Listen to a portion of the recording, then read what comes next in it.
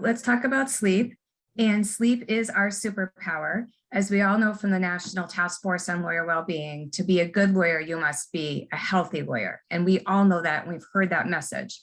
But what most of us don't know is that everything that kills us in the industrialized world is causally linked with lack of sleep. So let's first talk about the two phases of sleep, NREM sleep and REM sleep. They're both different and they both occur at different points in your sleep cycle.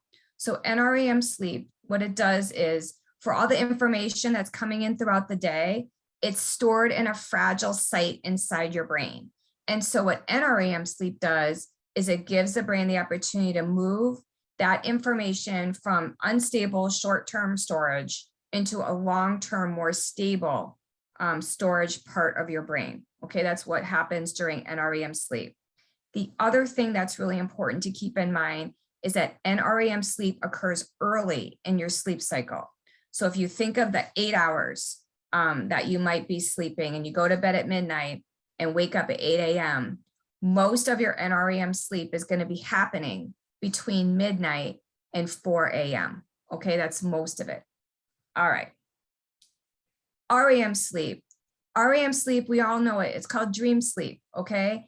And this is the sleep cycle that creates and strengthens neural connections throughout your brain and actually lets certain parts of your brain that normally during waking hours do not talk to each other. During REM sleep, they are allowed to talk to each other, to synchronize, to share information.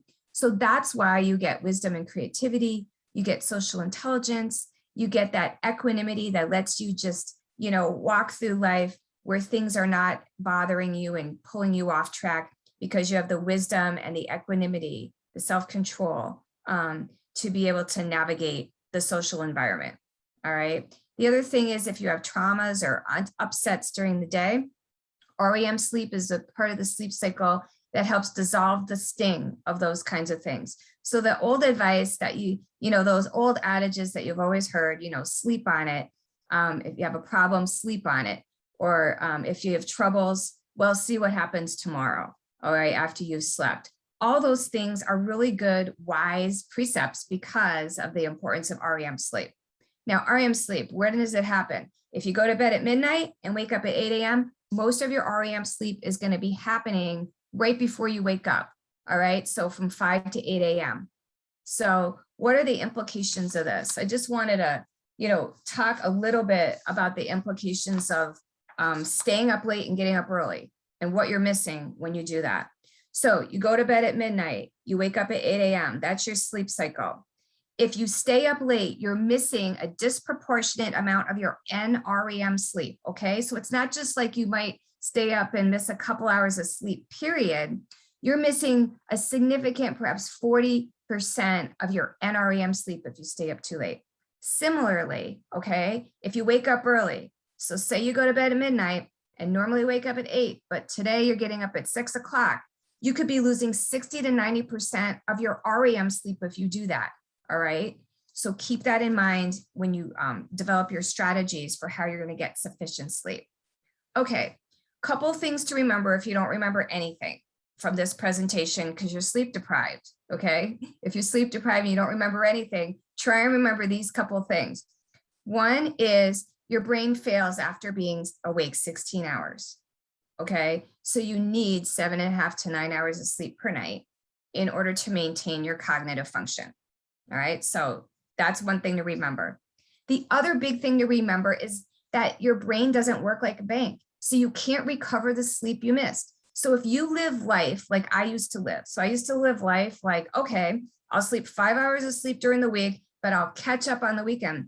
Well, guess what? Your brain doesn't work that way. And that's another shocking thing to digest. You can't recover the sleep you've missed. So if you're getting 6 hours of sleep per night and you think that's a victory, and maybe it is, okay, but it's not enough of a victory because you can't catch up and make up for it. You've lost it, all right? You've lost it forever. And that's the other big thing. So 2 things to remember, your brain fails after 16 hours and you're losing cognitive function as well as there's obviously other important implications, which we'll get into in a minute, but you lose your cognitive function after 16 hours and you can't make up your sleep. It doesn't matter if you do sleep 10 or 15 hours of sleep on the weekend, you're not able to make up what you lost, okay? Because your brain doesn't work like that. Okay, so here's the other thing.